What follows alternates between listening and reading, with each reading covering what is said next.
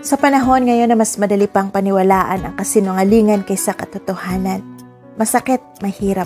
Dahil kung ikaw ay nabubuhay pa sa tama at nais gawin ang tama, ikaw ay dihado. Sa panahon na mas matapang pa at buwang loob ng number 2 kumpara sa number 1, yung mas nais nilang ipaglaban ang kanilang karapatan. Subalit saan ba ang karapatan at ano ba ang karapatan? Karapatang ipagtanggol ang kanilang bukod tanging pag-iibigan na para bang sila ang naapi, naagawan at nasaktan? Pinagkaita ng panahon ng tadhana? At sabihin na sa napakahabang panahon na nahimik ako? Sa ganong sitwasyon, hindi mo karapatan ang magtago kundi kailangan mo. Dahil wala kang karapatan na lumantad at manggulo ng katahimikan at kaligayahan ng may legal na karapatan. Nakakalungkot para sa may legal na karapatan dahil may kahati sila, may kaagaw.